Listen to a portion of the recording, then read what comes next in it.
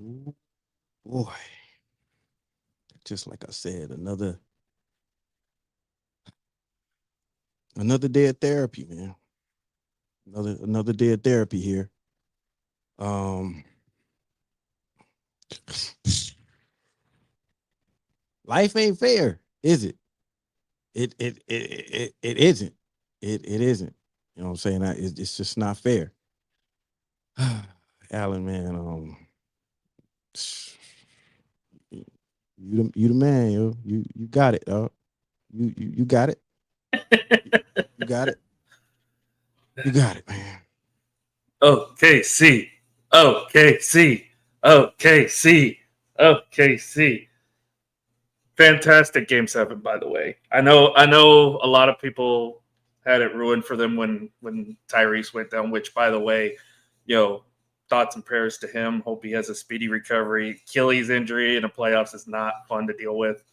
But yeah, it's great. It's great to see a city that's been starving for 17 years since they got the team from Seattle to finally have it pay off. So, and if anybody's wondering, there was at least 700,000 people there at the parade. It wasn't known like 15 like people are saying. So y'all can calm down with that. Well, it was a lot of people out there. I was thinking more like 3,000, but it was a lot of people out there. It was a lot of people out there. But we're definitely gonna get into the finals. Yeah, man. This sucks. This sucks, man. I'm this is probably gonna be the hardest show ever. Say pause, but the last one I thought I got through pretty good. I thought I did pretty good. If we can make this like a 5-minute show, and it's your boy Jay on, saying right here, Rec Room Sports, Jay the MIC. And I got Alan Perales here, Oklahoma City Thunder fan. It kind of sucks. This is weird. This is some type of poetic justice for you, man, where I have to I'm depending on you. Hey, you got us beat on one thing though. You're still the youngest team to win an NBA Finals. Yeah, still the youngest team. Thank you for reminding. That's about the only thing. Alan, do you understand that I wasn't alive when that happened? Hey, I wasn't alive for the Cowboys Super Bowl, so this is poetic justice for me. Exactly. And I was, but I was too young to remember it. All right, and this basically is like this is the warm up, y'all. This is your Rec Room Sports hub, basically coming to you with the Rec Room Weekly. We're gonna pretty much go into this warm up, man, and go into some things, but yeah, man, Alan, the warm up was really just you, man. I'm glad you took it easy. That's it's congratulations, man, and I wasn't alive back when the Blazers won their only championship, which when it came to well, you never witnessed the Cowboys winning and stuff like that. That was great. You know what I mean? And now you have the everything's on you now. Like, you the man now. I'm nothing. I'm just a Blazers you got Atlanta. They've won a couple World Series. Yeah, whatever, man. But yeah, man. Just I guess just go ahead and hit that button, man. We just get this thing started and let's just get it over with. Yep.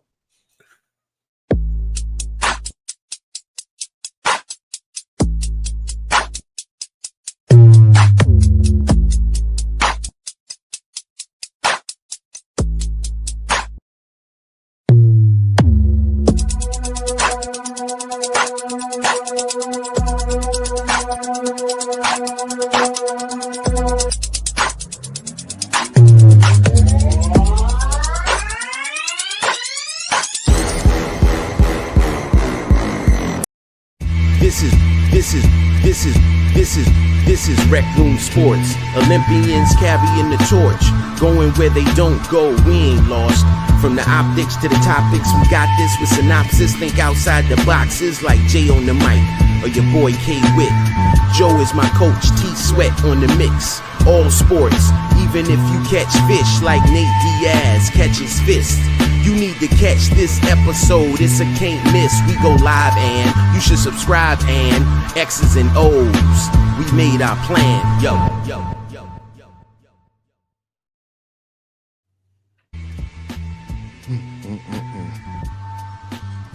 Oh my gosh, boy. This is once again one of the hardest things that I'm gonna have to witness, have to go through. Pause. Hey, it is what it is, man. Because it is what it is. That's what I'm getting right now. And as a Blazers fan, we have a lot going on right now. We have nothing. We're not doing a thing. We suck, dude. Like, we just watched the Sonics move to a whole nother town and take it over. God. I can't believe I'm doing this, man. It's your boy Jay the MIC, man. This is Rec Room Sports. This is the Rec Room Weekly. Just here for another day, man. Just hoping that my Blazers, who have already proven that we were just dumb, you know what I'm saying? Oh my gosh. But yo, let's get it started, man. And I'm this is not gonna be my best day, man. But we going up, man. We going up. And what's going on as always, man. And it's Tuesday, man. We're here to talk sports and talk sports only like we can. You know, this is the Rec Room Weekly, only on the Rec Room Sports Hub, man. I don't know what to tell you right now, bro. I don't know what to tell you right now. We got your boy right here, Bobby, Audible Bobby G, man. What up? What up? Hey, you know, shout out to Allen and his OKC Thunder. They got the job done. You say, you know, hats off. Only question I have for you: did you go to the parade? You know, did you go enjoy the festivities? I did not, but that's mainly because I'm in a financial bind right now. I just had a job interview today. Trying to get back on the workforce so I can, you know, pay my bills and whatnot. But I did see there was at least 700,000 people out there for the parade this morning. And yes, they had it in the morning because it got up to like 95, 100 degrees with the heat index here in Oklahoma. So yeah, you're not having a parade midday in that blazing heat. I'm sorry. Yeah, you're right about that because the show was hot. Sure was hot here. Why Shea had his shirt off the entire time. I don't blame him. I don't blame him. J.R. Smith impersonation. That's all. Hey. He, you know, repping the Canadian flag too there on his waist. So yeah. But yo, man, y'all can find us on Twitter, X, Twix, at Rec Room Sports, IG _ Rec Room Sports. You can find us on YouTube, yo. Don't forget, you know, like, share, subscribe. You know, you go on YouTube, you know, we got, you know, a good let's see. What we working on, like 216, I think. You know what I'm saying? So we got to get out there, y'all. We got to get out there, man. But that's the Rec Room Sports Hub. TikTok at Rec Room Sports Hub. As I always say, I always do this. Shout out to my truck drivers. Shout out to my truck drivers out there. Please do not wreck. Please do not get upset with your dispatcher and do something crazy, because that's something what happened today. And I just want to tell truck drivers that as many as I can, don't do anything crazy, okay? Just have a sensible conversation with your dispatcher and keep it moving, bro. Just get your bread, man. All right, man. We got your nurses out there. Law enforcement, shout out. You know what I'm saying? Teachers, once again, how's the vacation going? Huh? How's the vacation going? Yeah. All right. Well, we got LTS guys. Got my LTS guys. My boy Champ, undisputed world champ, sports PSP. Chiefs for Black Baseball Mixtape, excuse me. As well as all my DJs out there, especially you Gentlemen's Club DJs. Yeah. Um, but yeah, man, real quick about what went down over the weekend, pretty much, regarding the NBA finals. We had, a crazy injury or a freak injury, something with, as an athlete, I wouldn't say you could see it coming, but pretty rather misfortunate, unfortunate circumstance for Tyrese Halliburton. Uh, torn Achilles, if you don't know, pretty much is he, suffered in the game 7 of the finals, man. We're gonna get into that a little bit more, man. But prayers and he pretty much put out like a long, he could have put as many words as he wanted to together, but he pretty much had a heartfelt the Twitter message, for all his fans, for everybody. He feel like he let everybody down, which he shouldn't feel like that. He already gained my respect, everybody's respect some time ago. When I picked them to actually be in the at least the Eastern Conference Finals. But we're gonna get into that, as well. The NBA draft is approaching, and the trade winds, they're blowing, and they straight blew us. You understand what I'm saying? Go ahead with the Bobby. Pause. Right? Yeah. Anyway, That was insane. look. My thing is That was a hard pause. very. We're terrible, man. Hopefully, we have a plan. Hopefully, we have a plan that's going to work out. My question is going into this draft, man. Will Giannis be dealt on draft night? You know what I'm saying? Will he be dropped? Also, like, who do we know outside of the Cooper flag? Excuse me. My nickname, which main event, I get it. Main event, I get it. That's dope, right? Main event, right? But my name for Cooper Flag is Colonel Flag. Yo. Now he's away from Duke. I could call him Colonel Flag as much as I want, and it is what it is. But that's my nickname for him, Colonel Flag. But seriously, who's going to be the number 2 pick? Is it going to be Dylan Harper? Is it going to be Trey Johnson? Is it going to be VJ Edgecombe? Is Ace Bailey basically what he's pulling? Is it gonna work out? Is this his plan gonna pretty much go to his, everything gonna fall to his lap as he has some type of strategy that we've probably never seen before, sort of. So that's kind of, they were kind of pinning him to he's trying to fall into, which I'm with, but it's kind of weird. I guess you can't really, I guess, tamper in a certain when you messing with the workouts, the meetings, the whatever. But is he trying his best? And it's Ace Bailey. Is he trying his best to fall to Washington, New Orleans, or Brooklyn? And the sources say that he's actually trying to do that, which I like, because you got to be a damn dog to want to go to Washington, New Orleans, or Brooklyn. You got to want to shine. So I'm with it if that's his plan, but it looks kind of weird. Well, so what's going on with that?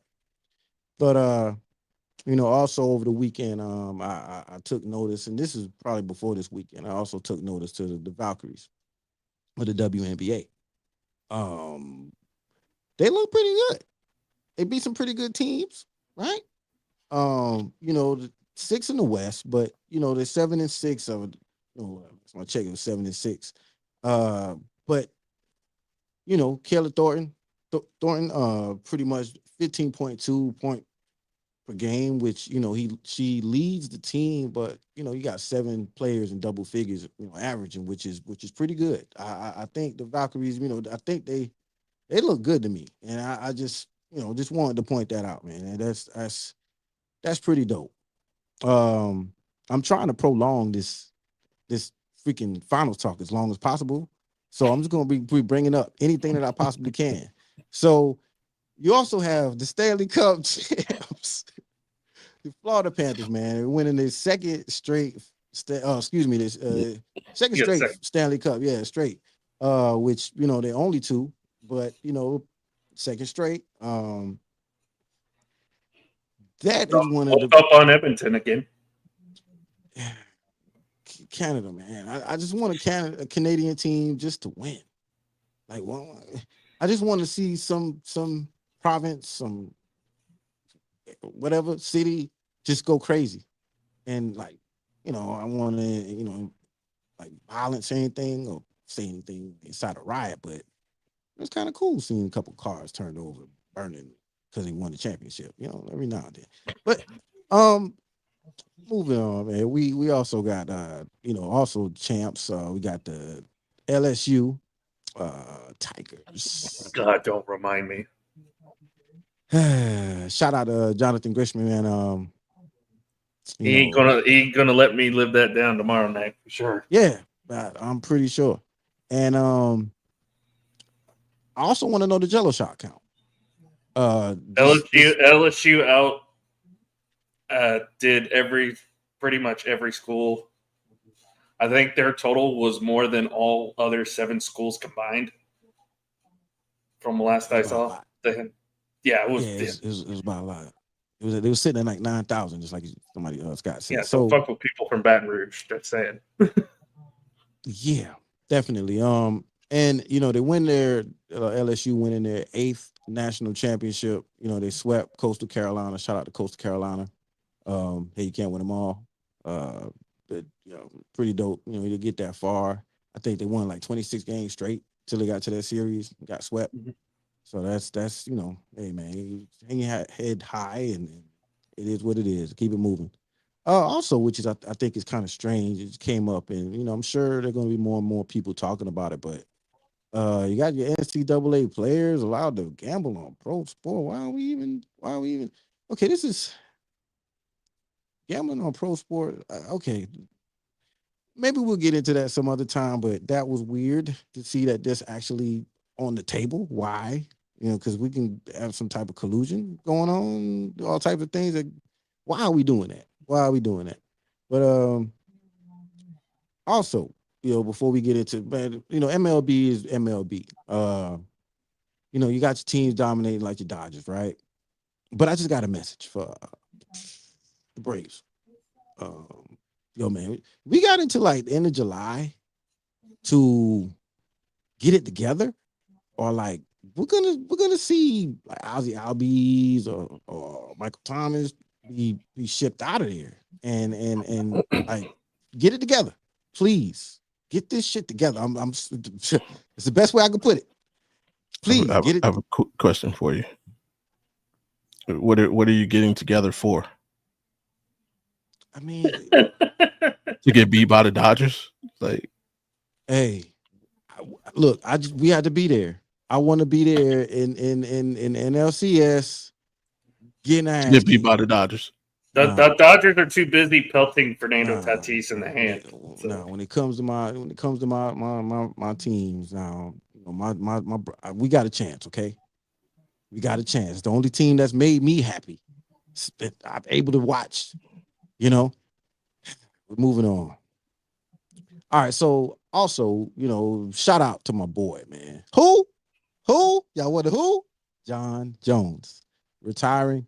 Shout out to John Jones and prayers out to John because I don't know if y'all saw, but it looks like he's dealing with some things. Retirement.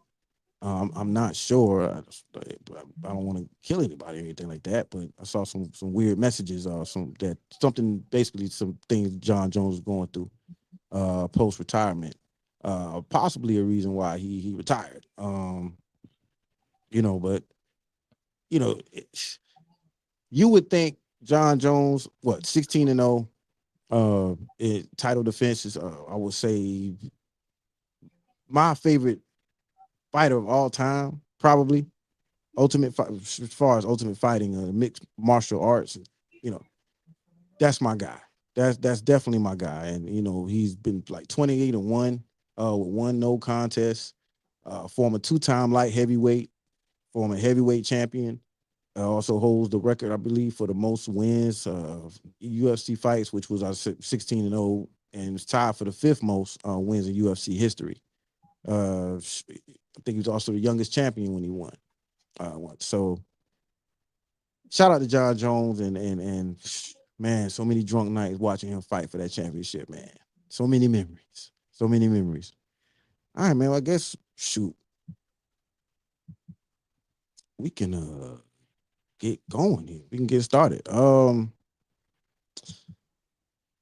So Alan, I guess, man, before we talk about your we talk about the finals for this whole show, for the rest of the way. I know you're ready for this, man, and I know you're ready for this, man. So is what you've been waiting for. We're gonna basically get into everything that you wanted to express and talk about again. This is everything that you wanted to put out to the world about your Oklahoma City Thunder. You ready, Alan? I've been waiting all my life for this. All right. So first topic we got here, man. The topic is, did KD command more than his worth? Of course. I got you. Well, I mean, obviously, duh. So the whole thing here is, we have some people saying that KD actually tried to upstage the Oklahoma City Thunder in their day of glory, and which I thought was weird that they was making it move that fast. Pause, and that's what you got, man. I'm not doing that no more, man, because she actually did that. But anyway,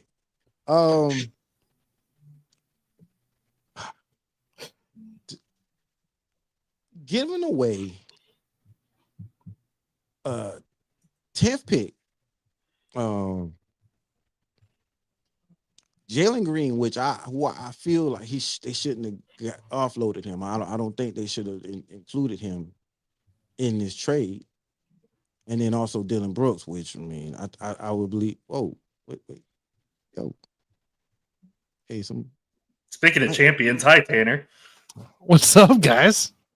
What's going on? Yeah, it's your boy Tanner right here. Tanner, yeah, what's up, man? Hey, what's up? Bunch, just brought man from the 5th floor just now, huh? Hey, we're getting in here. We're just getting home, and we Hey, got stuff situated, guys. We got stuff situated. I got a mic plugged in. We got cameras, and I got a background. see now. you right Let's here. go. I need to. Oh, I gotta step it up. Oh, that's beautiful. That's. I like that.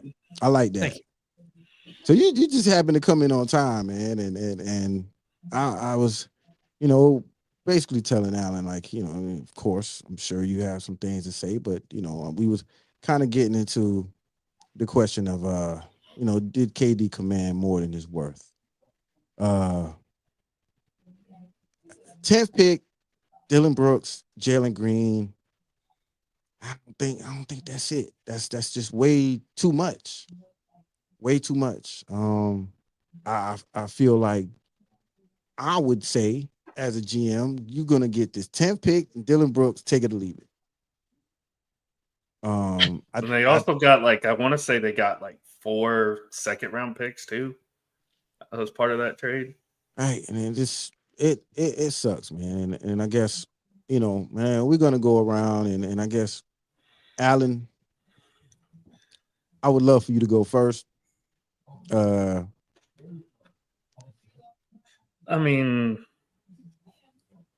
that depends on what your perception of Kevin Durant nowadays is. I mean, can he still play at a high level? Sure, why not? Is he really worth giving, pretty much mortgaging your future for to, potentially maybe compete in the West? I guess you could say that. I'll say this: I think Houston is better built to win now than what Phoenix was, so I give them credit for that. I'm not sure if I would have given up that much for Kevin Durant though, because again, he's starting to kind of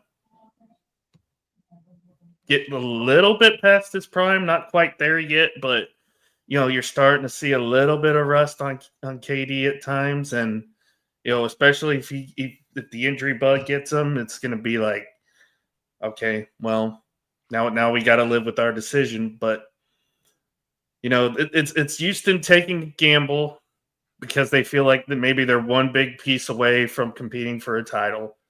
And to be fair, when they made this trade, obviously that you do the odds for winning a championship after the finals are over. They actually do have the fourth best odds right now with Kevin Durant on their team.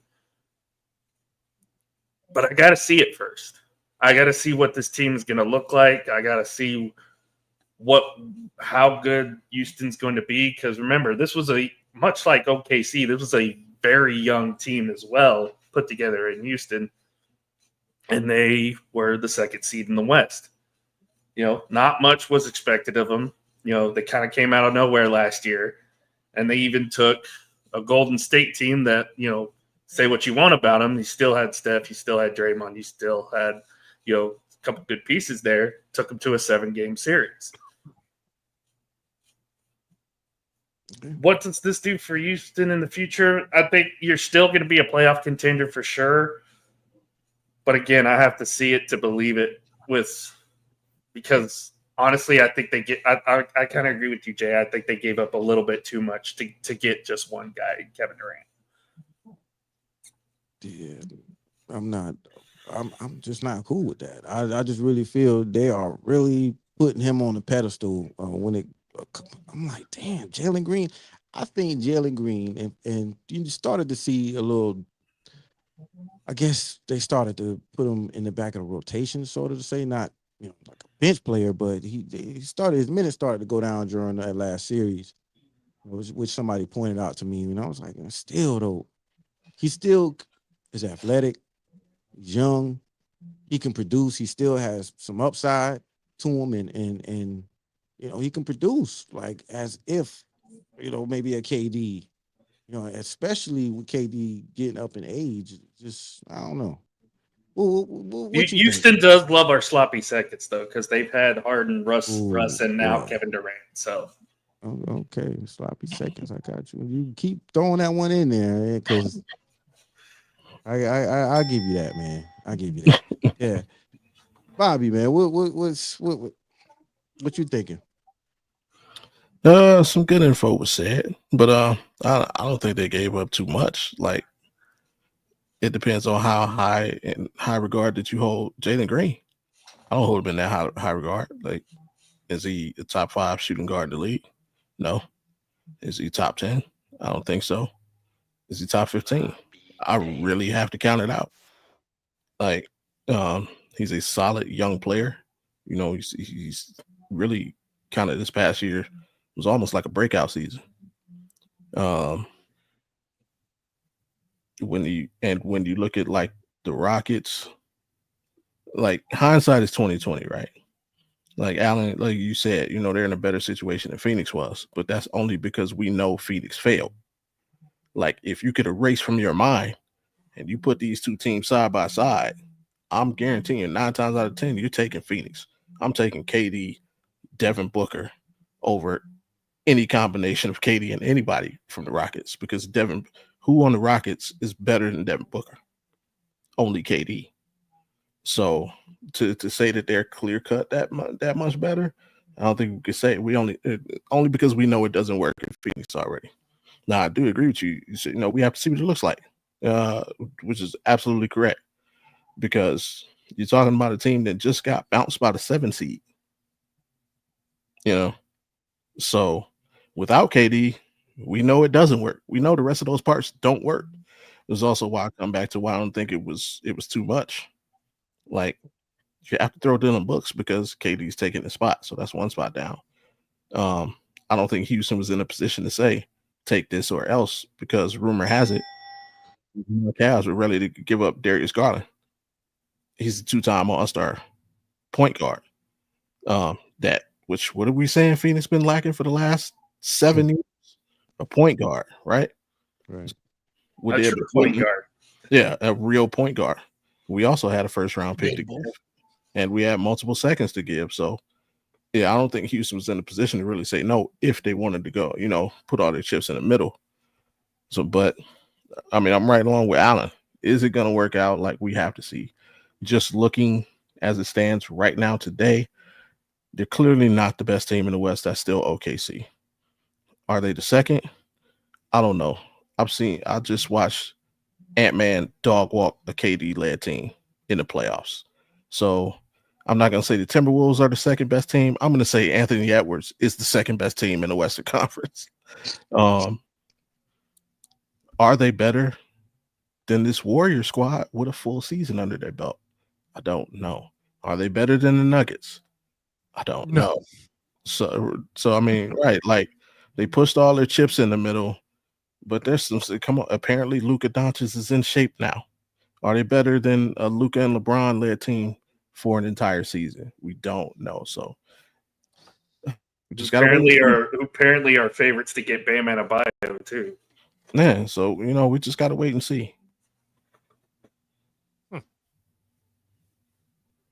Tanner, hit it. Yeah, Guys. Let's take a step back here. All right. I heard a lot. I heard a lot between Bobby. I heard a lot between Allen. I caught the end of Jay's. Okay. Look. It's KD. The question is, did KD command more than this worth? No. He did not command more than this worth. Did he end up getting more than his worth is? No. And actually, in the end, Suns got robbed. I keep saying this here. Suns got robbed. They really did. Like, you're telling me you're going to give, 4 second-round picks? When's the last time I've seen a second-round pick do anything? I couldn't tell you. Joker. So I ain't worried about that. Joker. Okay. And Nimhard, you just watched play in the finals? Yeah, that's fair, I guess. TJ McConnell? So, TJ McConnell. There you go. So if we look here getting the deep pulls tonight, at what this trade brought, right? Houston Rockets needed somebody to get them over that hump. KD has past injuries. Okay. The difference between KD going to the Rockets today and KD being with the Suns, there's one big difference. The Suns still haven't figured it out, but they won't. They didn't build depth into this thing. Okay. There was no depth. You had your starting five, and you had one guy off the bench, and that was it. Everybody else is playing the full game. If you don't play the full game, you lose. We saw that repeatedly for the last 2-3 seasons. Now he goes to Houston Rockets, a very young team, drafted well, right? Drafted well. And you re-signed Steven Adams come off the bench now on top of reunited there with KD. And you have that already solidified Houston Rockets starting lineup ready to go. And you lose Jalen Green. Jalen Green played every game last year. He led the team with 21 points per game. Now you free the opportunity up for your young guys to come into play and be able to take those minutes, take that opportunity, take those points. And now you're going to play with KD at home as a veteran. I don't care what his social media is. This kid, this guy, not kidding anymore. This guy, he can help lead a team here. KD did not command more than he's worth. The Suns got robbed, and the Rockets added a piece, possibly one more incoming at some point, to be able to build a championship roster. I love this trade. This is a great trade for KD and the Rockets. The Suns just wanted to, pull what Boston's doing right now, which is just getting rid of payroll, getting rid of stuff. And they unfortunately still got this guy Bradley Beal out there that needs to go, but we'll see from now. KD, I love the trade. Love what he brought, and I love what the Rockets are making there for 2026 with the Udeka extension coming into play too. So, yeah, I'm liking it. The only thing that concerns me with this, and the reason why I say we'll have to wait and see with this trade, is that not always, but a majority of Kevin Durant's career, he's always been the number 2. He doesn't have to be the number 1. I disagree with that. He doesn't have to be the number 1. He was the best player on the Warriors. He was the best player. He was the best player. He's the best player on every team he's been on. Yeah. Fair enough. I mean, best player, leadership wise, probably not, but best player overall, yes, I will agree with that. Can you go out there and perform every night that you're on the court? Yes, that's what Katie does, and it's just how it is. Yeah, I see no fault except that he's getting older. We've seen some injuries recently, kind of like LeBron, and that's where we're going. So that's where I'm seeing. If there's a fault, that's the fault. Here would be my question to you, Tanner. Since leaving OKC, this is now KD's third destination. Fourth. Okay. Golden State, Brooklyn, Phoenix, Houston. Yep. Okay. Take away Golden State and tell me the team that KD added value to by joining. That he added value? Yeah, what did they do? Oh no, they didn't. Nobody else did, Jack. And that's what I'm saying. So like that's all you gotta state. Yeah. The trade ain't great unless you get results. Like if Brooklyn could do it all over again, I guarantee you they wouldn't sign him. And if the Suns could do that trade again, they wouldn't do it. If the Suns knew how to build a roster correctly, they can do it. Okay. First off, if they knew how to build a roster correctly, it'd be different. The reason why he worked so well with the Golden State Warriors is because they had an established roster. They had what they wanted already in place. Now he gets to go to the Rockets, who already have what they have in place.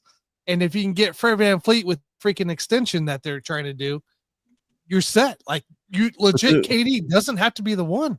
And that's my thing. Yeah. Like they though, you went to the playoffs for the first time in how many years?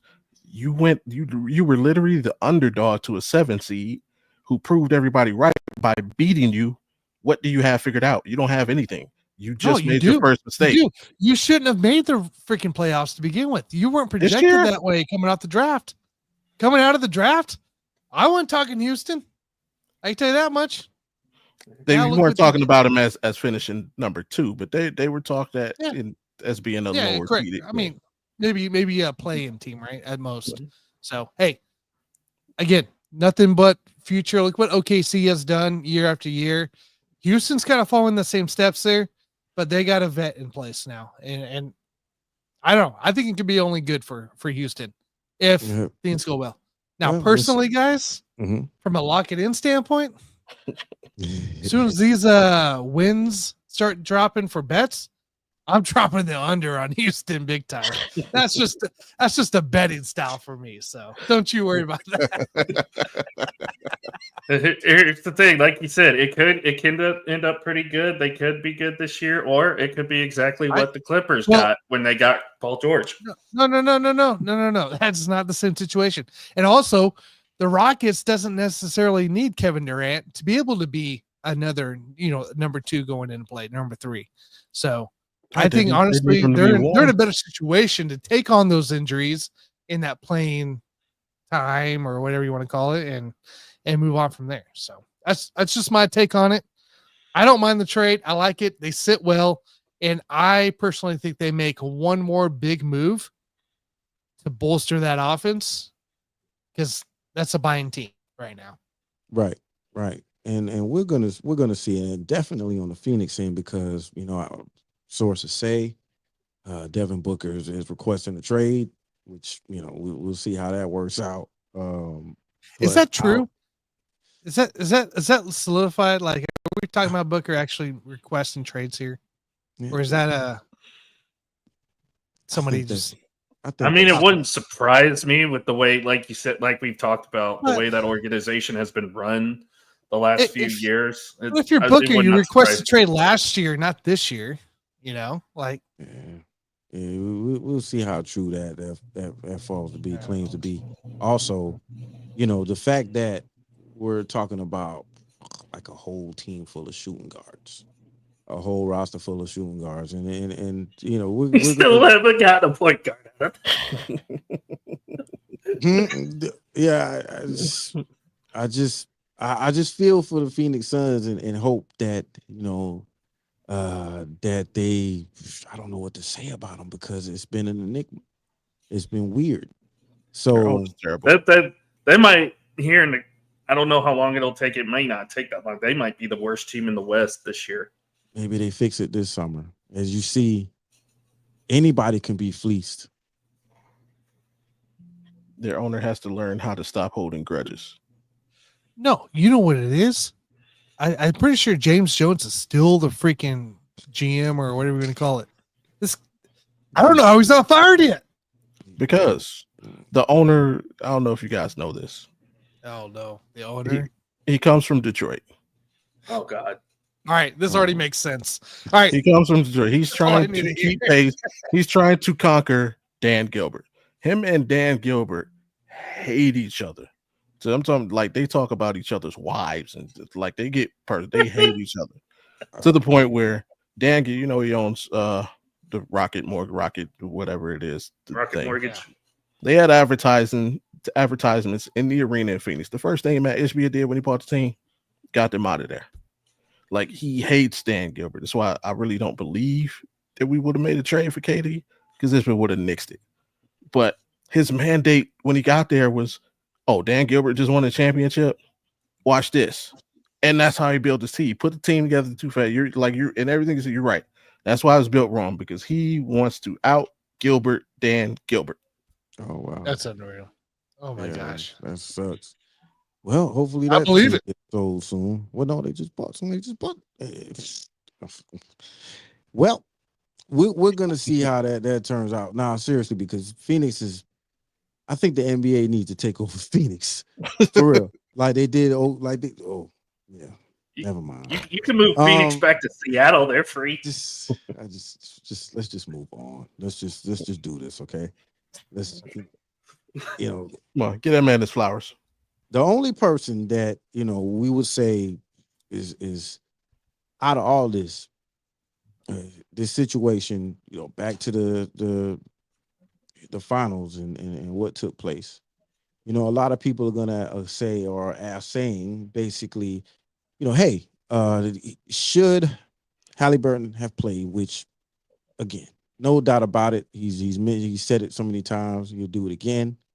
That's definitely been the forecast around. He'll do it again, and no athlete can knock him for what he's been doing. It was kind of scary that first and second game. I want to say this was the third game after the injury. No, he's been hurt for a while. Yeah, No, I mean like when he fell, after he had fell he fell game one one. fall. Okay, so wow. So like I guess the first few games I was kind of cautious because when you strain your calf, you keep playing. That's I'm not gonna say it's coming. It's just that you have the risk of doing that, of injuring. You have the risk of tearing your Achilles. So the same thing happened. I want to say the same thing happened with KD, but I think KD's situation, it was his ankle. It wasn't his calf. That was guy. He was coming back. It was His Achilles. calf. Yeah, he missed like the last almost 2 months of the season, and then tried to come back. Okay, And then he got hurt in what was it? Middle of the finals, he got hurt again. right. Yeah, and then So that's I mean that in the middle of the game. I'm talking about that last time that you're talking about. I believe I couldn't remember exactly what he hurt, but either way, you're setting yourself up for that injury, which he knew the risk. Everyone knew the risk. I feel like they did kind of monitor his minutes the best way that they could. Then in some situations, I was like, well, I wonder if they're gonna let him sit long because he can get pretty much stiff. He can get sore from basically just sitting like that. So they monitored his minutes well. I thought, it shouldn't have happened like that. And like it was a brave effort. But with all that being said, like, did the injury still a little shine from the Thunder's? It was well earned. Like, it was a close game. It wasn't like, Halliburton got hurt and it just blew him out by 30 after that. It was still a good contest. They still played hard. You saw what he was missing. You saw McConnell kind of try to give his best Halliburton impression, where he was trying to like scramble around a little bit and trying to dish the ball off, but it's not the same. It wasn't the same. You could see he was trying, but it wasn't the same. But what you think, man? You think the injury sort of took away from in the moment, should I say, when the game ended? Because of course, now it's pretty much all OKC, how they celebrate and things like that. But do you think, and I'm not going to say as far as the outcome being different, but do you think it took, it stole just a little shine from the Thunder? I don't think it should. I'll go. You I the was champ. going to say I don't think it should have, but because of what the media has said, and because obviously the casual NBA fans are acting the way they are, that this is why NBA fans can't have anything nice, because no matter what they want, they want the exact opposite. Because what have they been saying for years? Oh, we're tired of the 3-point game. We're tired of people just throwing up threes. We're tired of people not trying in NBA games. But when you actually have a really good series between two teams that are competing great against one another, oh, we don't like this. We don't like the Thunder because they're too young. They're not supposed to be here yet. Indiana, great Cinderella story that, Halliburton's going to get all the praise in the world, which rightfully so. He had a great final series despite the injury. So I'm not trying to take anything away from him, but it shouldn't have taken the shine, but because of the media, because of, obviously not this podcast, but other like professional podcasts that do this for Whoa. You're not mainly, gonna talk trash about what we got going on here, but hey, I'm not. sir. It's about as professional as it can get. All right. I don't know about that, but go ahead. But I'm just saying, Bush lights and all. Firing shots at your brothers, man. What's up with that? No. I'm not trying to fire shots at everybody here, because like I understand that we're all fans. We're all fans of the NBA who've watched not for more than just 10 years. We've seen, obviously Tanner, Bobby, you guys have, been around longer than most of us. Jay as well. I'm the young one, so I've only. What's this? I'm the young one of the group. He letting out the whole clip. Where's my cane at? Where's my cane at? At the way Alan's talking. Come on. That's cool. I think cool. It got overblown. It got overblown because yes, you don't want your best player to get hurt. I get that, but it's a part of the game. Injuries are going to happen. It's inevitable. It's not like we can do our best to try and prevent it. And Indiana did a great job, like you said, monitoring his minutes, making sure he was okay. I think though, because you started to see him get hot early in that game, and obviously he wanted to have a big performance. It's Game 7. The lights are on the brightest. Did he do a little too much? I don't know. We'll never know. It's not the outcome they wanted. And quite frankly, it was still a great game, though. Indiana didn't give up. They played till the final whistle. They kept it close. They kept it close for the majority of that. They've been covered. They kept it close for a majority of that game. Obviously, that third quarter got away from them, but it was still a really good Game 7, regardless of the injury. It shouldn't have taken away from the moment, but because of the ignorant masses, as I'll call them, and the ignorant masses in the media making a big deal about it, That's why we're talking about it. Is because it's been made, and this is why the NBA can't have anything nice, because you wouldn't be saying this about an NFL game like Tanner. Of course, you guys just came off a Super Bowl. I don't know what you're talking about. You wouldn't hear this in an NFL game. You wouldn't hear this in an NHL game. You wouldn't hear this in Major League Baseball. Only in the NBA will we try to put an asterisk on a championship because of injury. Whoa. Whoa. What are you talking about? We wouldn't hear this in an NFL game. Get him, Tanner. What are you talking about? Hey, I'm not an Eagles fan. I'm not Supposedly, if Greenlaw doesn't get injured, San Francisco wins the whole thing. So I'm just stating what I've heard. Well, that's California. They have their own shit to deal with. Hey, that's a whole different area. Anyways, no, I'm right there with you guys. This Halliburton doesn't put there's no asterisk. There's no nothing. Halliburton did make this finals thing.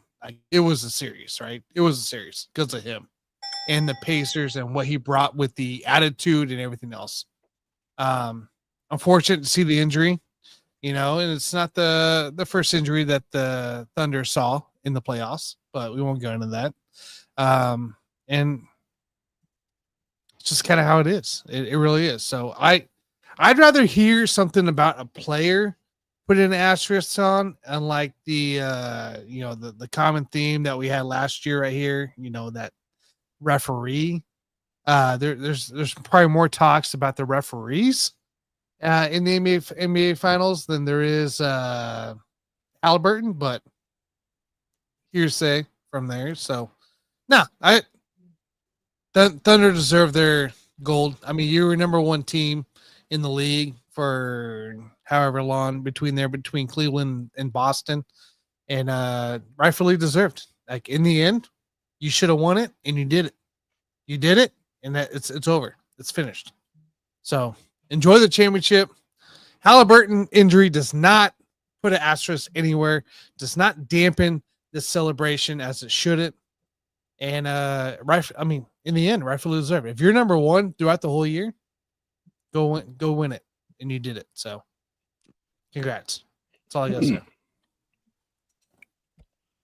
Well, the fact of the matter is, you're both wrong, and here's why. Here we go. I'm not gonna say asterisk, but I'm gonna say it's a hell of a what if, and that can't be denied. Sports is full of what ifs. Let me get an AP first. Football, there's no asterisks. You got the Greenlaw thing. I'm gonna get that to Tanner. Check. You never heard.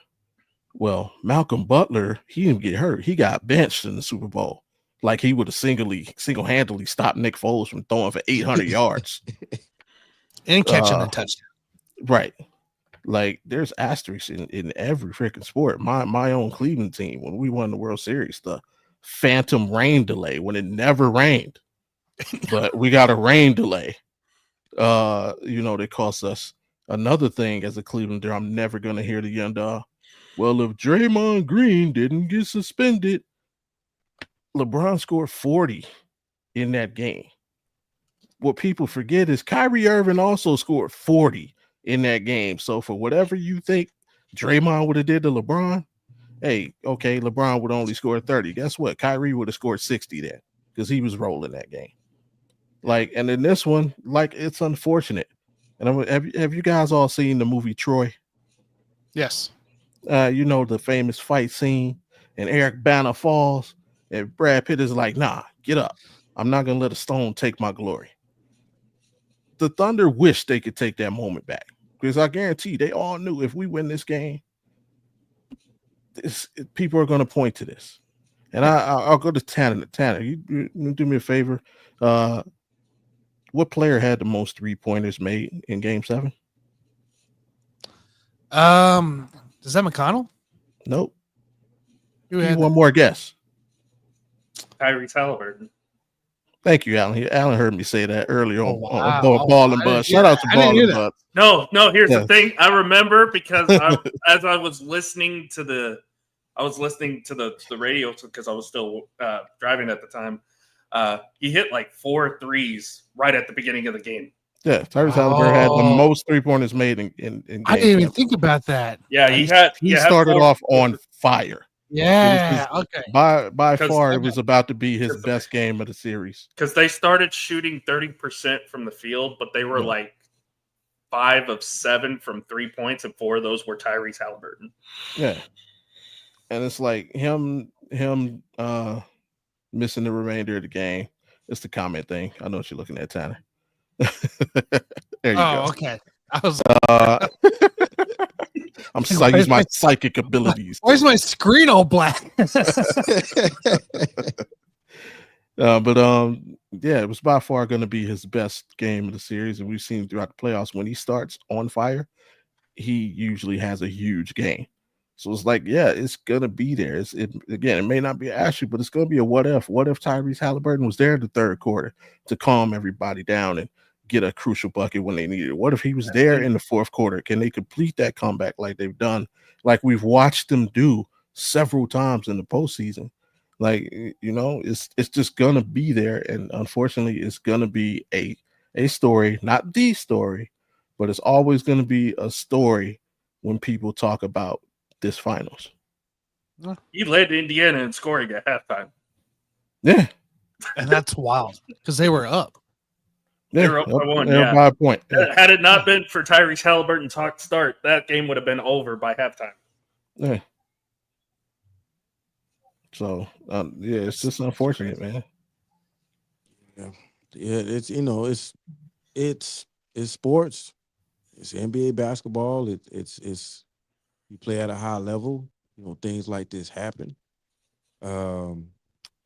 Me personally, I don't think it is a big what if, because I think it's a big what if, should I say, because just like Bobby said, how hot he was to start the game. Definitely his best game, just like you said, by far he was heading towards, some say, it's hard to say, but at the same time, probably was headed towards like 40 points or better, right? So at least 20s. That's at least tough. High 20s. Yeah, that's tough. Yeah, that's tough. And who's that's a big what if in sports. Somebody can ask one day, like, yeah, that is a good question, but hey, it is what it is. And moving forward, like I one thing that is glaring about this matchup, about this whole series, to me, would be where does Sam Presti stand in all this, and would him getting or not getting a ring, pretty much tarnish his legacy, and we do know that he has been out, learning with the Spurs, for quite some time, and you learn from some you would think a great organization, but with him getting his first, I guess my question would be, has his first championship basically put him, in should we say like Hall of Fame, or even, one of the best GMs of all time? Me personally, I think that he can Hall of Fame, yes, because I don't think this is overall. This is not his first ring, but this is the first one that he's just been on his watch. As the head guy, and we went 17 years, going on 18 years for him to get his first as the head guy. So I thought that, he right now, just like Alan could tell you, I'm about to sit back for a second because I can't believe I'm doing all this. But just like Alan could tell you, he got a full clip. He's back to work right now. He has some first round picks that he's dealing with right now. He can trade off and do as he pleases. So, he's still hard at work. But me, to answer this question, I would say This would put him as one of the best GMs ever in the NBA because, damn, man, damn, because you got to look. He had 4 MVPs on his watch. 4. First championship out of the 4, but he had 4 MVPs on his watch. You know, you can go back and, you know, like Jordan, I would say Krause has a whole bunch, you know, under his watch because of the fact that he has so many accolades under Jordan and Pippen. But I just think that, like Sam Presti, he's young. You know, he's working with a young team. You know, just like some say that he doesn't have to sit put with what he has. He can go out and improve some more if he wants to. And I think he's been playing with a full deck from the start. Things didn't work out for him the way it should back then. I mean, you did all but know, like, oh man, they're gonna get a ring. Oh man, those 3, you know, Harden, Westbrook, Durant, they're getting a ring. Come on, right? And of course, it turned out the way it did. But I guess, you know, to me, again, I think this puts him as one of the best GMs of all time. Not the best, not like the GOAT, but his moves has sort of put him in a lane sort of his own. You know, you can go back to what Jerry West pulled off with him getting Kobe, and, you know, like singular moves or a couple of moves that led to a championship. But the moves that he's been putting in the basket time and time again, you know, they have proven to be good moves. It just didn't work out for him. And then, of course, you know, he had to take a downfall. They were just, like everybody knows, they won 24 games. You know, they ended up improving from there. But, you know, I'm gonna let everybody have it. But to me, you know, I give him his props. You know, I wish we had a GM that we could keep, let alone, you know, have. You know, it's been a long time since, you know, we had Mike Dunleavy as a coach. I think Rick Adelman at the time when we had him, I think he was a coach GM.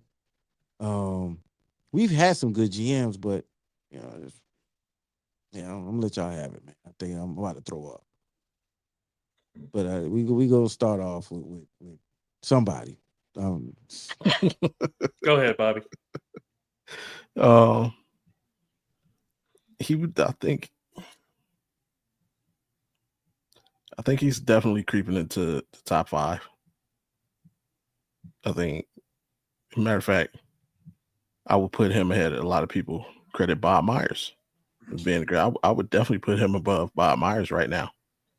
For one of the best GMs ever. Mm-hmm. Yeah. Okay. Bob Myers gets credit. Remember, Bob Myers didn't draft Steph Curry. Bob Myers didn't draft Klay Thompson.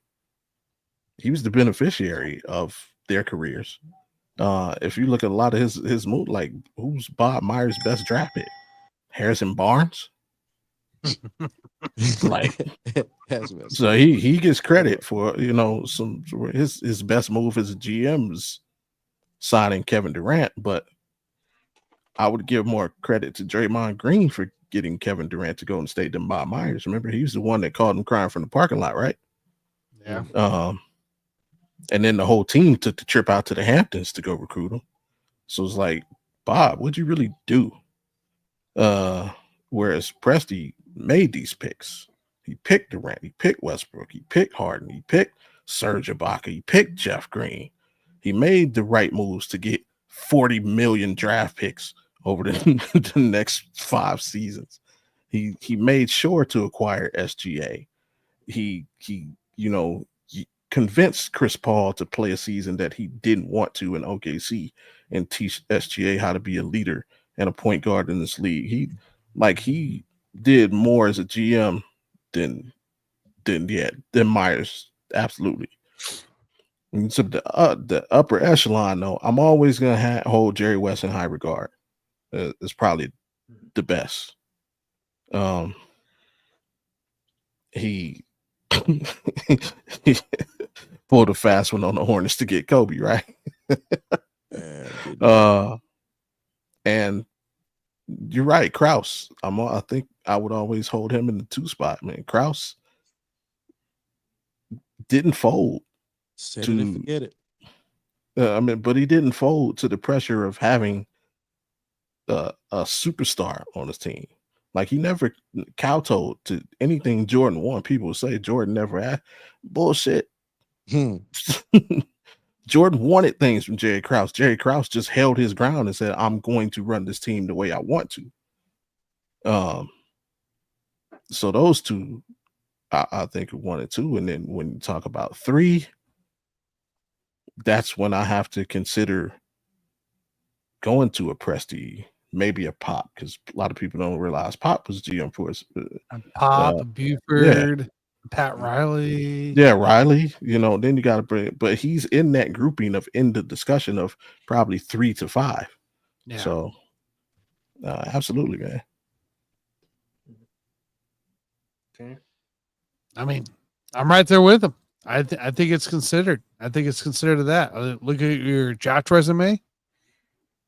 What you've done since you've been a GM, like you drafting all-stars in the end, drafting MVP candidates, drafting guys that can change a team just by going to them, and get them over the top for the most part, and look what you did in 2 different decades of Thunder, 2 different decades, 2 different teams, and be able to also take your players that you did draft and bring them into the front office or a coaching staff as well. A Nick Collison, for instance, Rod Shot, and be able to go around that and be able to make these trades, these flips and all that stuff.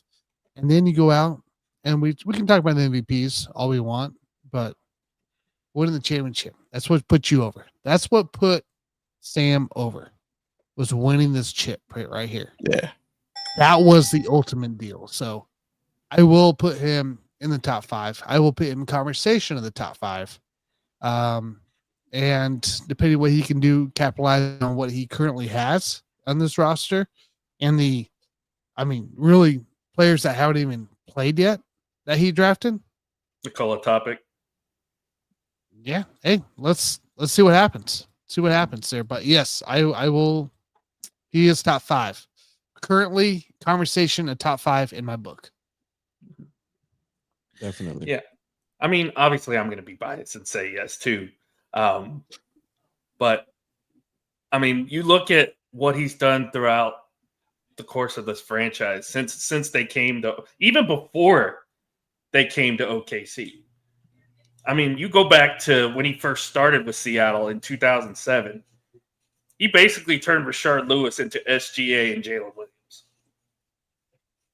Because the trade for Lewis ended up getting Serge Ibaka as part of that deal in a draft. Then you take Serge Ibaka, you get Oladipo and a couple others. Then you take Oladipo to get Paul George. And then you take Paul George to get SGA and the 12th overall pick, which got you Jalen Williams. So that altogether, it was very impressive. But like you guys have said, you still got Russ, you still had Kevin Durant, you still had James Harden, Nick Collison, who, we call him Mr. Thunder here because he's been such a great supporting cast member of any team he's been a part of here in OKC. And not only that, you took a young coach in the G League and Mark Dagnall and groomed him to be your head coach of the future. Not only that, you also had Alex Caruso in the G League before he went to the Lakers. And brought him back in the trade for Josh Giddey. What did he do last year? You get the Giddey trade last year. You get Isaiah Hartenstein from New York to help build your your backcourt there.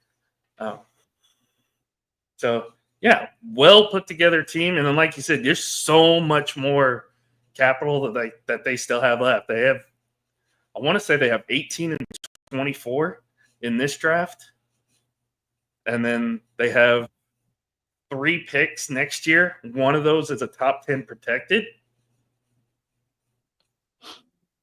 and then got a couple others. I think first year where they don't have more than one first round pick is like 2031.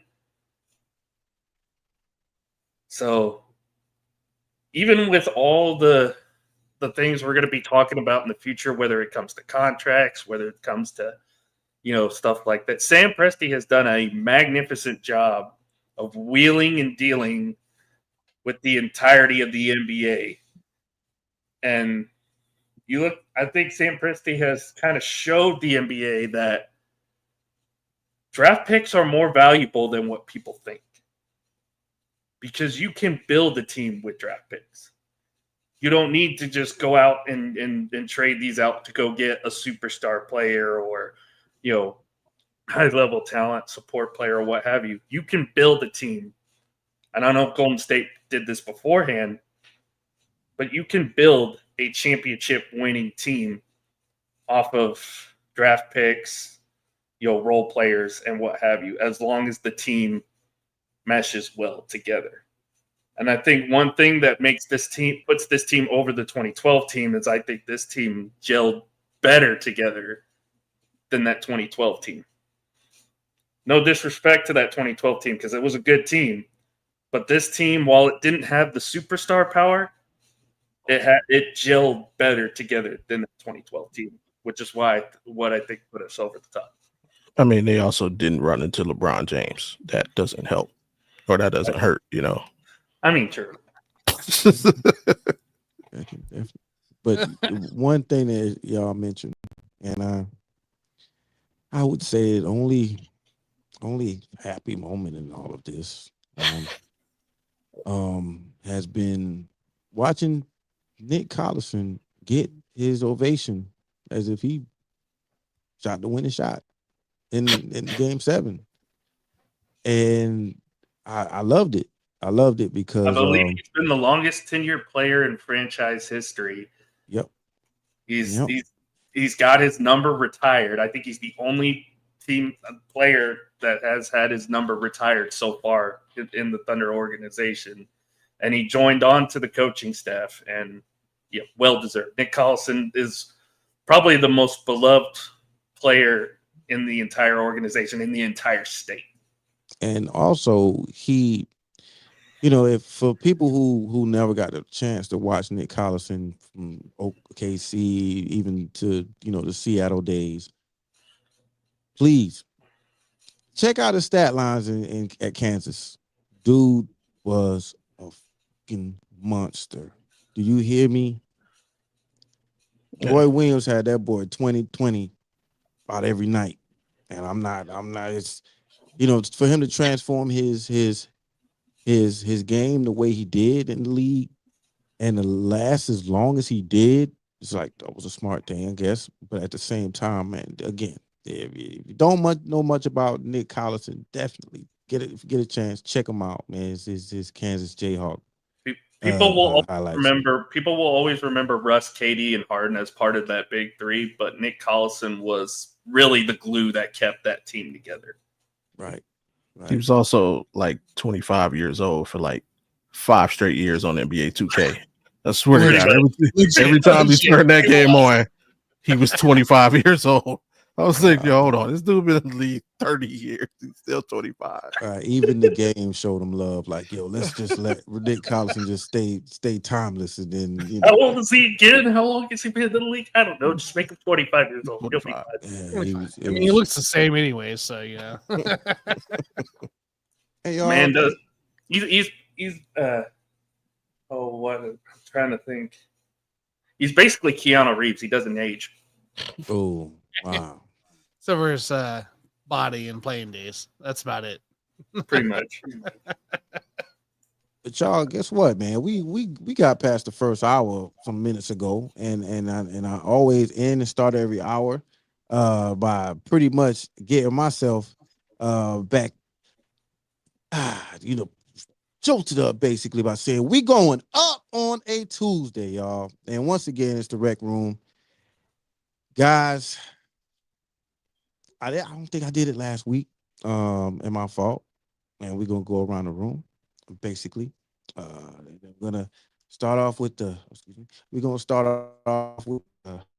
the man in charge tonight, the head MC, which is Alan, and tell everybody tell everybody where we can find y'all. Well, you can find me at april30 on Twitter or X, whatever you want to call it. Obviously on the Let's Talk Sports Network every Wednesday night when we do the baseball show. Wrestling show is on hiatus right now. Sam's obviously got stuff going on. I got my stuff going on as well, as personal issues and whatnot with me. I am doing better health wise. My back is feeling better. I have been cleared to go back to work, so positives on that. We got locking in on the Rec Room every weekend now. Now that Tanner's back, so that's going to be fun. Can't wait for that. Tomorrow should be an interesting show because Mr. Jonathan Grishman is going to be celebrating his LSU championship from college baseball, so it's going to be fun. It's going to be fun. At least you won that bet. At least I won that bet. Yep. Bobby, tell everybody what you got going on this week, man. Where we can find you. Well, tomorrow you won't be able to find me anywhere because I will be drunk, passed out in the ditch somewhere. As tomorrow's my birthday, so we'll be doing that.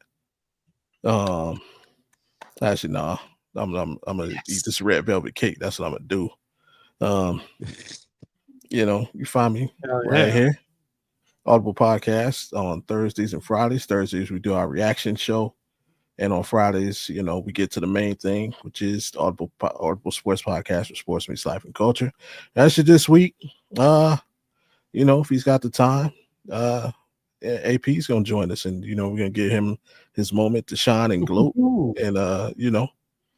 and celebrate, show his exuberance, and of course, are we doing like a season finale in the hoop? Ooh. Series finale. Well, the thing is, in the hoop is gonna start up. We're gonna be running through the summer, man. It's gonna be all kind of stuff going on, man. All right, well, we'll keep you find me there when it's to be announced. And of course, you can catch me here on Tuesdays hanging out with the fellas, the Rec Room. Appreciate y'all for having me. I try and be an asset, not a detractor.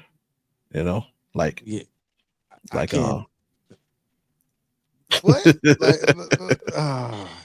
Like, I couldn't think of a terrible athlete.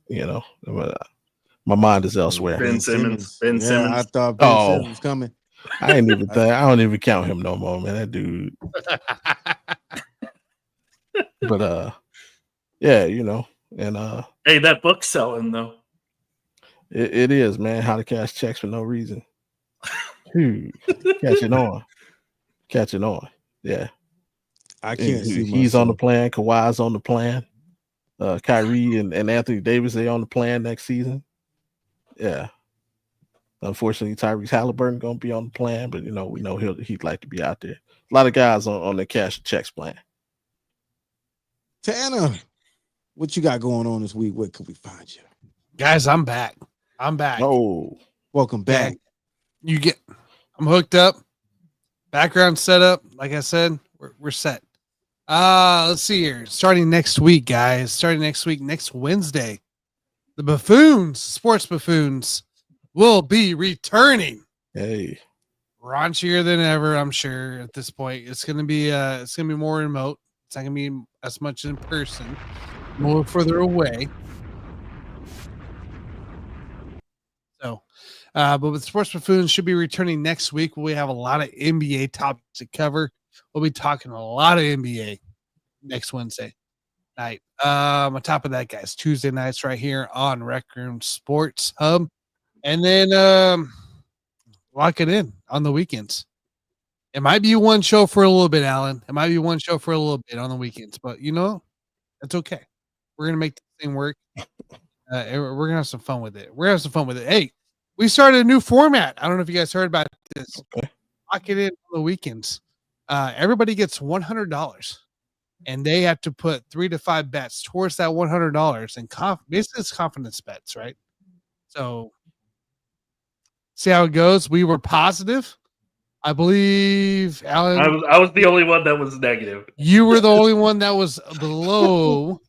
So don't where bet we with needed Allen to is what be. you're saying. Exactly. Do the But- exact opposite.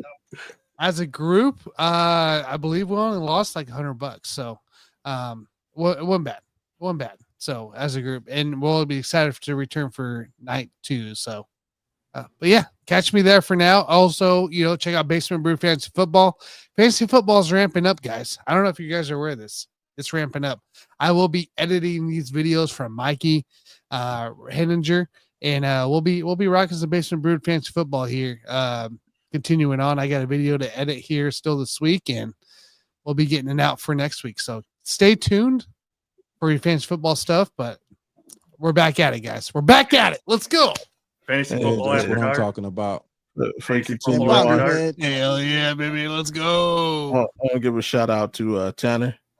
Tanner came out to the entertainment capital of the world. He and I got together, had some drinks. So shout out to Tanner for coming out. Got that GoFundMe. Bobby G so he going could out. go home. Yeah. Got that And- GoFundMe going so we could get him home too. I didn't need that GoFundMe. I came down positive. Don't you worry about me. We came back positive. We came back with some money. All right. Celebrated at Shake Shack. What? Man, don't. No, for real. Yo, what? We got some Shake Shack, man. Hey, let me tell you what. Yeah. Oh, y'all did not just Shake Shack's some good stuff. Oh my goodness, Shake Shack. I do not want to go on about Shake Shack. I would sound so sexual right now talking about Shake Shack. So I'm just gonna leave that alone. Just stand on that. That is wild. Jeez. Fries. Man, oh my.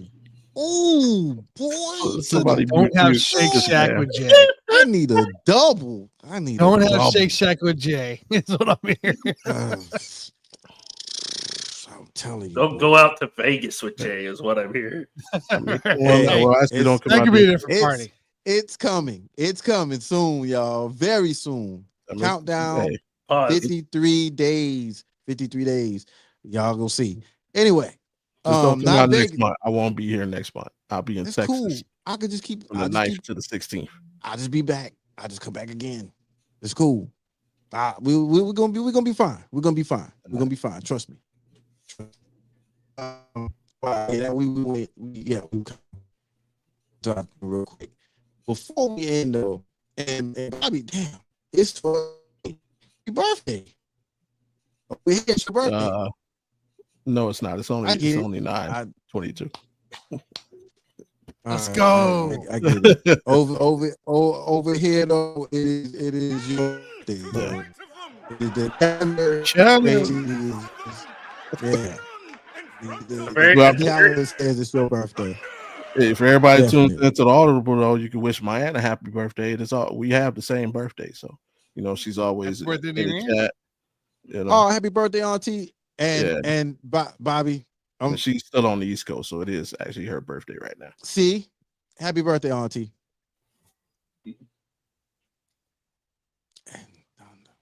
God, I love it. Oh, this day. Yeah, this day. So, why am I still hearing this thing over and over again? All right, so we're gonna keep going on, and y'all not hearing it over and over again? No, sir. Wow. Okay, so I'm just gonna be hearing Rafael De La Ghetto, aka I can't even think right now. What was his name? Jeffrey. Yeah, golly. I'll be hearing that over and over. Y'all heard that? I'm still hearing that in my ear. So anyway, wow. NBA Finals. This is crazy. Jesus Christ, this is really doing this. I see you, man.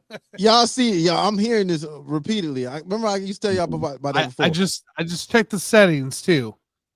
Do me a favor. It's you. Somebody just You on your own. all right. So like Alan, if you can, like press it and turn it off or something. Thank you. Got you. Thank Tanner you. got it. Tanner got it. So Cannons to the Right. left of them. I hate when that happens, y'all. Y'all don't know. I be over here having a whole breakdown. What's wrong with James? Well, I be trying not to say what's going on. I be telling Wit like, yo, man. I be texting Wit, and shout out to your boy K Wit.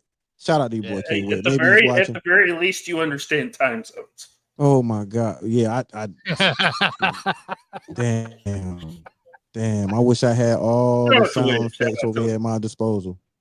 Shout out to Boy. Wade. But yeah,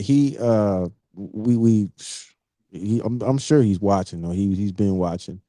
But Adam Silver, y'all, he pretty much put out this plan and pretty much pleaded for the small market teams in the NBA and saying there should be more diversity. We should be able to see different champs every year. And if nobody's been keeping up, the last 7 years has had 7 different champions. Am I right?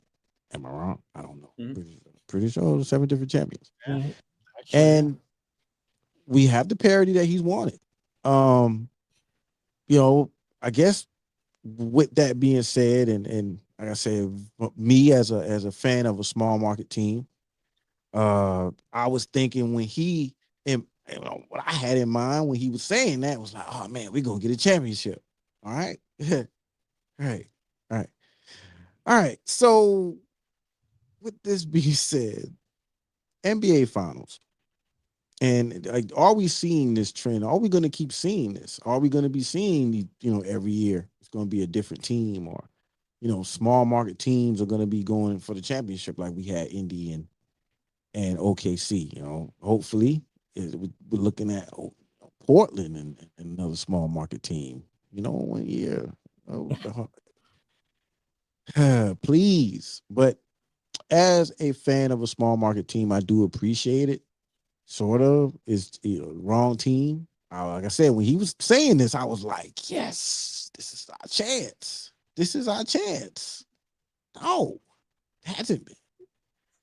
But again, it's good to see the small market teams prevailed and throw up again. So I'm gonna throw this question up here again. And again, is he finally getting basically his it's all these teams basically getting their due? Are we going to be seeing this moving forward, or it's just it's been slow? It's been slow for the major teams. We're seeing the big city and the big market, so to say. Me personally, I think it has been a little bit of bad luck on some big markets, so to say. Denver. I would say Denver is a larger market team, being the fact that they have the amount of media that they have. They have the amount of sports teams that they have. So Denver winning is more, I guess you could say, small market in a sense. But Denver winning also, is to me, again, Denver, you look at the media, you look at what they already have in the city. I would look at that as a larger market, a medium. That's what you're saying. Yes, a medium. Large. I mean, you could consider it kind of big for the Nuggets and the Broncos, but obviously you still got the Rockies, who are a complete. Don't forget about the Rockies. The Rockies are a complete dumpster fire, so nobody cares about them. That would be the one. What about the Avs? And the Avs have won a Stanley Cup recently too. So you got 3 out of 4 competitive teams. I think they're a larger market team. Makes you a nice medium city. Yeah. Yeah. I think they're like top 15 in largest cities in the country. I want to say I think they are. Yeah. So we're gonna start with Bob, man. Do you think we're gonna see this trend keep going on? We're gonna start seeing these small market teams like steadily contending. We could be looking at a dynasty here. We didn't really ask that question, but are we looking at that would be your worst nightmare. But I mean, would it be? And my first response would be a question like, is it even a trend? Like, we're in 2025. Since the year 2000, how many so-called small market teams have won championships? Plenty. 5. In 25 years, 5. So, like, and those teams at San Antonio, That's good to be. Yeah. Milwaukee, okay, Yeah. Chance. Yeah. and I'm not even including Denver because I don't think that's a small market team. But if you want to count it, that'd be 6 out of 25. Detroit is the other one. Cleveland? I say Cleveland. You said Cleveland? Okay. Cleveland, Detroit, OKC, Milwaukee, and Denver. If you want to count them, I don't count. I think Denver's a major market, mostly because of their winter sports activity, but it's still a major market. So is it really a trend? No, because the championships are still dominated by quote unquote major markets. Now I would flip the language. It's won by the ownership groups who don't mind spending money. Because you would call Cleveland a small market. Sure, I'll go with that. It wasn't until Dan Gilbert opened up his pocketbook. And guess what? We were in the finals every year. LA, we'd all agree. LA is a major market, right? They were one of the worst teams in the league every year under Donald Sterling because all he cared about was the bottom line. So it's not necessarily about the market size. It's about whatever the ownership of the team is willing to put into the team. And so for me, it would be making sure that these quote unquote small market teams are in the hands of people who actually give a damn about something more than their bottom line.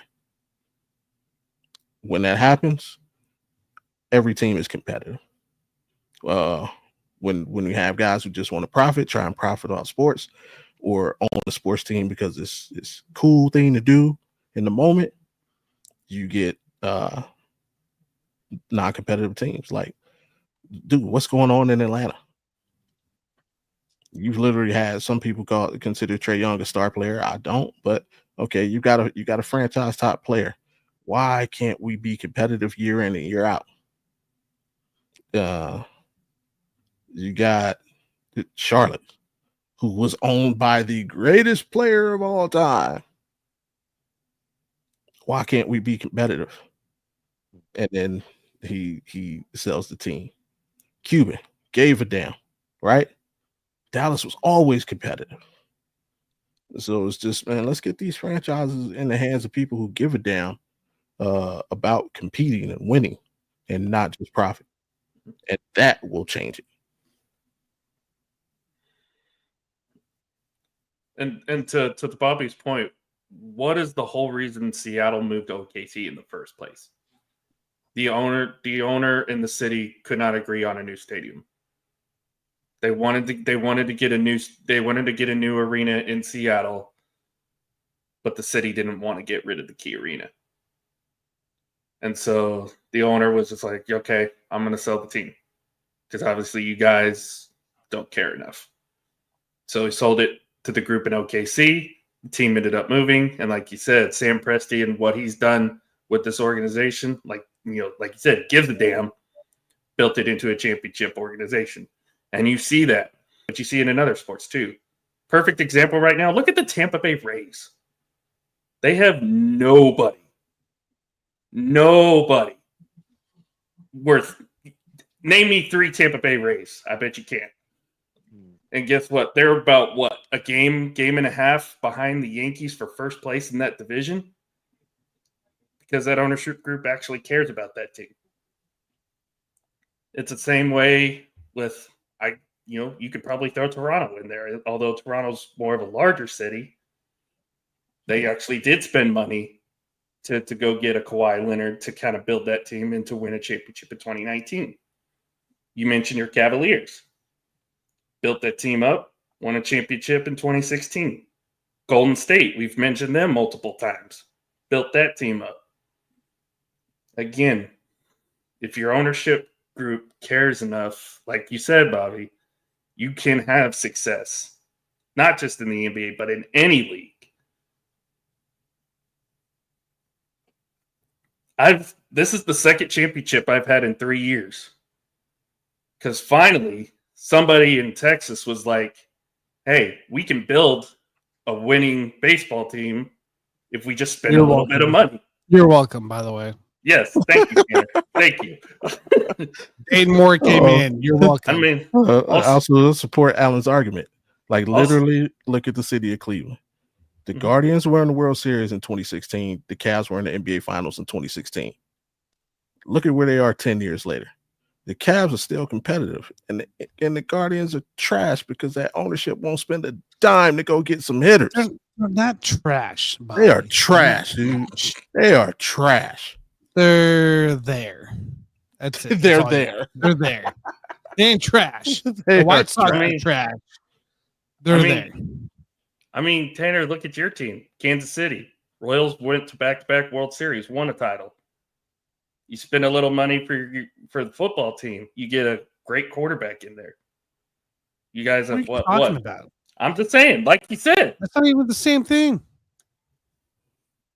spend money to win a championship. That's 5 all you years gotta do. later.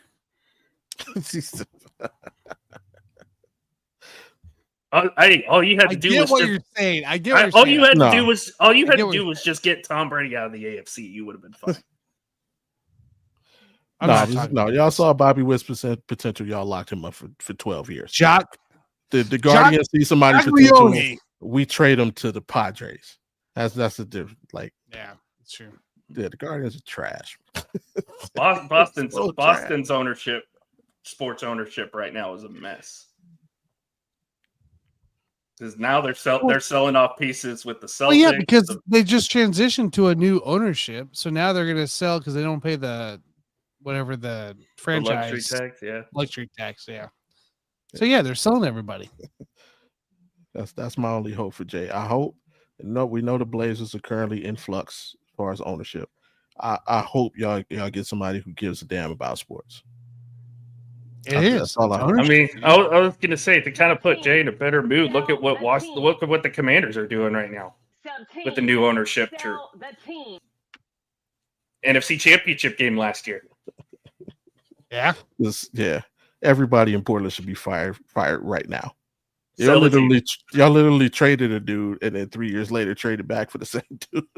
I'm not. Look, this is we talked. I talked about this already. I'm not going to repeat that. We're gonna Tanner. Is there anything you want to add about basically Adam Silver seeing his plan? You know his plan. Go in. You know just. Take place. Bobby. Do we classify? What do we classify Golden State guys? Are we classify that as a small market or is that a big market? San Francisco, that's a huge market. Okay, there we Plus nope, I'm not. Oh, you almost got me. I'm not gonna say it. You almost got me to say it. I'm not gonna say it. It's a big market. It's a big market. Okay, that's all I need to hear. So if we look at it here, right, 2017 to current day, 4 of the last 9 have been small market titles. If we look at it from a 2006-ish, 2016, outside of the Spurs, I guess outside of Cleveland and the Spurs, like that's three different titles. That was it. That was it for small market teams, right? If you would depend on what you classify as that. So, is it a trend? It's getting closer to a trend. It's not quite the trend yet. It's getting closer. Okay. Your owners, obviously today, alone what we saw today, are being penalized for luxury tax. Super teams can't happen. Like if owners don't want to pay that luxury tax, it can't happen anymore. It's just not how it works. I wouldn't be surprised to see a Brown or Tatum get traded at this point, you know, the way things are going. And also the talent that's coming up from the college ranks. Not even college ranks, from the G League ranks. Right? High school ranks. It's unbelievable. It's unbelievable. Things can happen. And don't forget going national or outside of the nation with Europe and Asia and everybody else that's coming to play for these teams. Like you can afford contracts now because you're offering these guys for the talent. So Is this a trend? Not yet. Will this be a trend 3 years from now? 4 years from now? Very possible. Very possible. I'll give it a 69% chance that Nice. this is a trend here. Good boy. That's a trend here in about 3 years that this will happen. So, is it a trend today? No, it's not classified as a trend yet. Will it be a trend? Yes, it will. It will be a trend if it sticks to this current, I don't know, current way that it's being brought in the league. So that's my answer. I disagree with teeny bit with your super team. You can still build a super team. It just has to be done different. Yeah, correct. On Ball and Buzz earlier, I don't know if Alan was around when I said this. Like, thank God for the Orlando Magic. Yes. Because what nobody realizes, Chet Holmgren was supposed to be the number 1 pick in that draft. It was Chet for 2 years. And what did Orlando do? They took Paolo Banchero. Thank God. Because if they hadn't, OKC would have Paolo Banchero right now. And God help the NBA if you had Paolo Banchero on this Thunder team. How crazy would that? We were talking about what ifs. They would be on championship. They would have won the chip last year. They'd be working on their repeat, and they'd be, with their first round pick still intact. Exactly, like, and they didn't have to trade for him. It's just drafted. Yeah, they would have drafted him at number 2.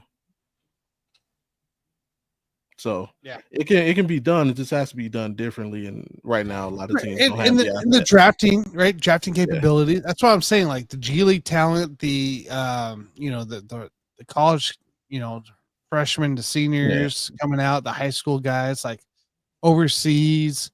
Like there's so much different talent I feel coming out in the last 5 years that we really didn't have this kind of talent prior. And it's also how you utilize it too. It's also how you utilize the guys that you put on your roster. We're ping pong ball away from the Spurs being able to have Wemby and Cooper Flag. So it's still possible. It just got to be done a little differently. Yeah, if the NBA didn't rig it, we would have had it. So, and you're right about that. And before, and that's another thing we could be crying about. We were supposed to be, they were supposed to be the 14th pick, Dallas, and they end up being the first pick, and we end up being the 14th. Oh wow! You lose your superstar. How the hell? And you get the first on a 9% chance or something like that, or less than that too. Yeah, I think it was. They are the lowest percent chance to get the number 1. Like a 2 point. It must have been the 2.4 or something like that. Yeah.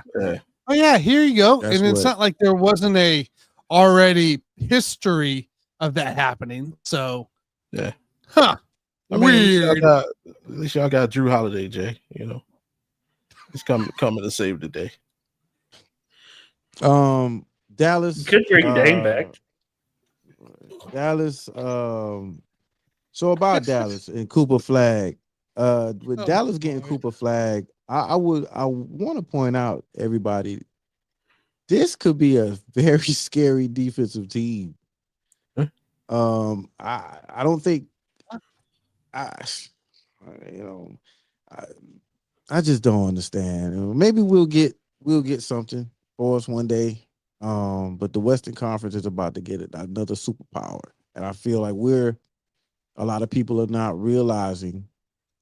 Again, defensively, we're talking about AD next to somebody who just led, 6'8", 6'9", led his team in points, rebounds, assists, blocks. Bringing pretty much taking that to Dallas, and I think they're going to be freakishly good. I really think that is also permitted if Kyrie and Anthony Davis stay healthy too. Right, Kyrie's about to sign a 3-year deal, so. Yeah, he had until midnight to accept that $43 million offer sheet, or however you want to look at it as. But y'all, we wrapping everything up. Pretty been good pretty good on time. And we have, and I wish I had my, like I said, I'm gonna get this board going one day. 1, 2, 3, 4. That's it. But the fifth topic, and usually I keep it away from sports, but since this is all finals and this is pretty much the end of the road for the finals, I'm gonna ask the question. And Bobby brought it to my attention, and then I was like, you know what, they might as well just ask this question and see where we go from there. But is this one of the greatest NBA championship teams of all time? Me personally, no. I just think, I just really feel that this is one of the most well put together teams when you look at the assets, when you look at the age, when you look at everything that Presti has at his disposal right now. I feel like probably the most opportunistic out of maybe any championship I've ever seen to go. We're looking at, the losers. I hate to say it like that, but Indiana, like, they don't even know if they're going to be able to get to the Jake, to the say it as it is, man. Jay, don't put an asterisk They on are it. For the love losers. of God, please. They're losers. Yeah, like, Say it as it is. I mean, we want to say they're complete losers, but the losers of the No, series, the But they're game, losers. Everybody can't be winners. Okay? right? But what I'm saying is, how does it feel? Morale. How is the morale knowing that your best player is not coming back for a while, and you want to get back? You know what I mean? So it's kind of like, if you're a fan of this team, you would think, all right, man, we're not getting back. You would think they're not getting back. You would think so, at least, right? So, again, with what took place with the team, with OKC, again, how the team is well put together, how the team has assets, how the team has a young nucleus, and a GM who's prime for taking the team even further. Do we think that this is one of the greatest NBA championship teams ever? If not the best. I guess we can. It's a loaded question. It's a loaded question, Is it? We think about some great teams out there. But this, we had to consider OKC in the conversation, okay, as one of the however many we want to think about in the roster. This is a team that led majority of the year, I believe, 90% of the year, 95% of the year in first place. This is a team that also has the MVP on their team. This is a team that led defensive stats like no other. This is also a team that had a bench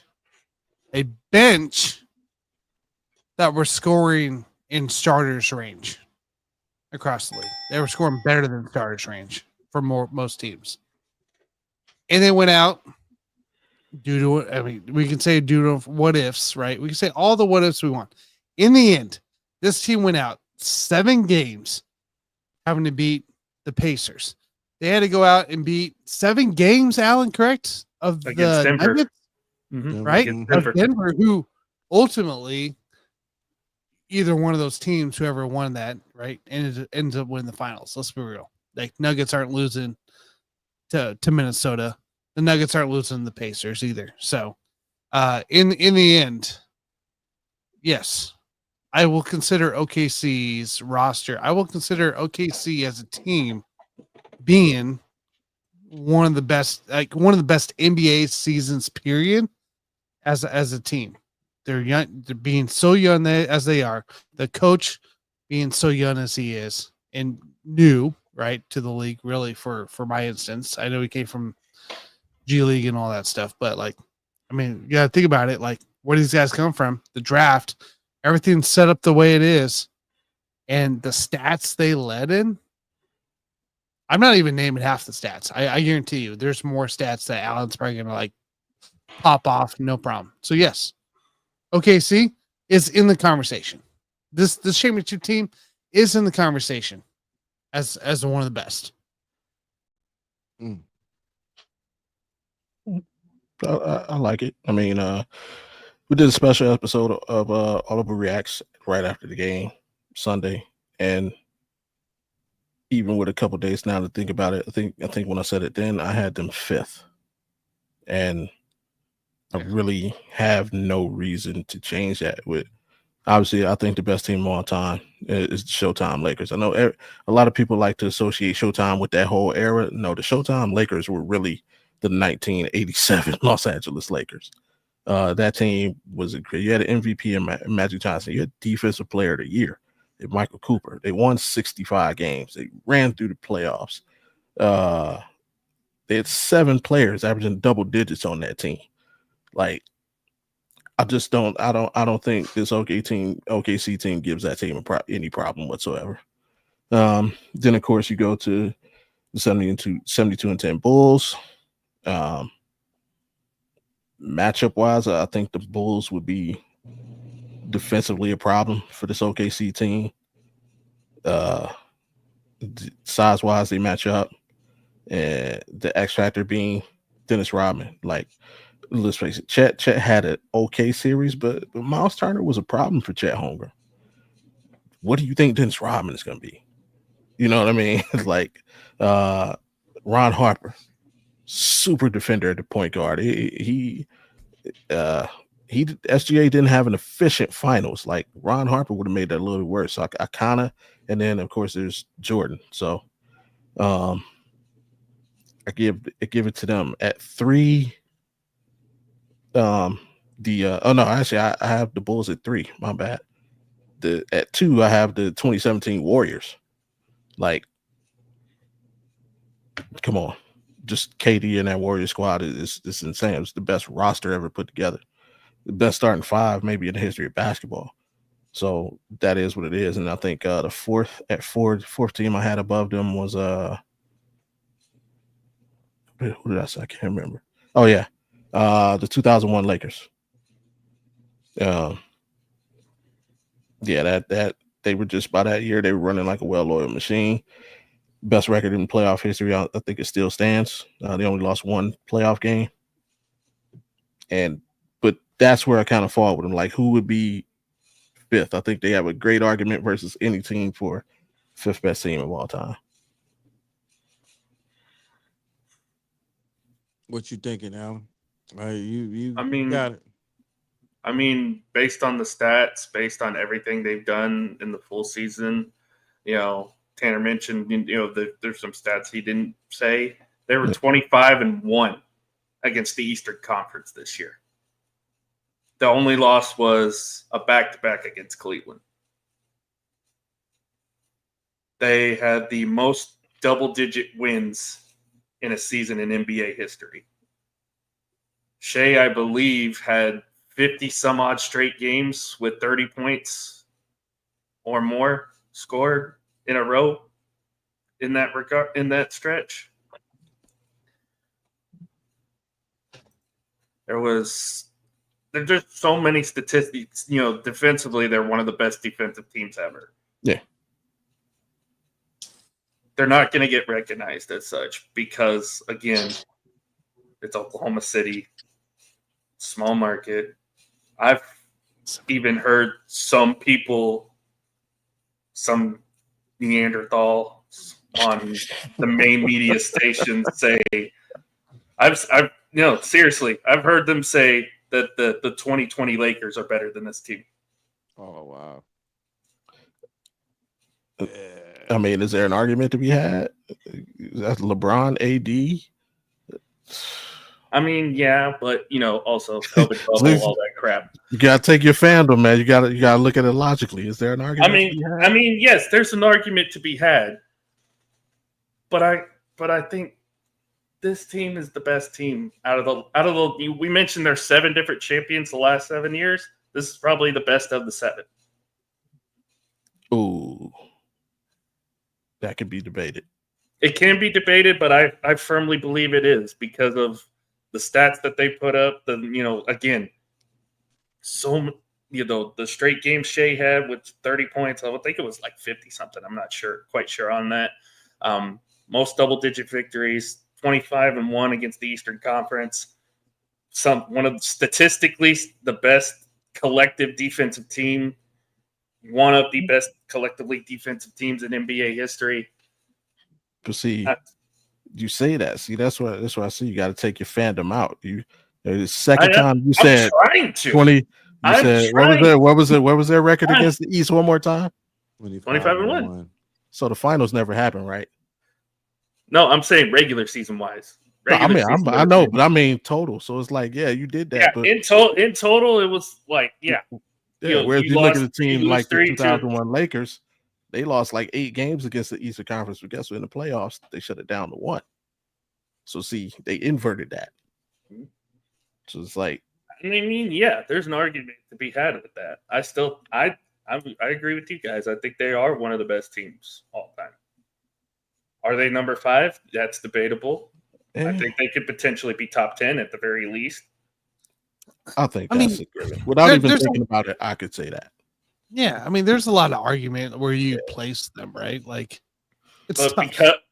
Because of, and this is why I hate the national media, because of all the chirping, because they're never going to be they're never going to be recognized as such. No, you can't watch them. So you can't watch them. You can't watch them because you've already got. I don't pay attention to them because again, I disagree with that. They're trying to put a freaking asterisk on this. The opponent though, it's the opponent. Like what was the highest rated game of the season? OKC Cleveland. So to say they can't, it's hey, David has to have a good life. Game 7 was the highest rated finals game in 6 years. It was like like 16.4 million average. It peaked at like 20 million. Lakers. That definitely would. Get a Bob. He's just mad because they beat the Heat. Yeah, he is. Hey, that Heat team is healthy. They might actually beat the Lakers. Who knows? Shout out to Blunts. That's another what if. if we're talking about what ifs here. Yeah, you're right.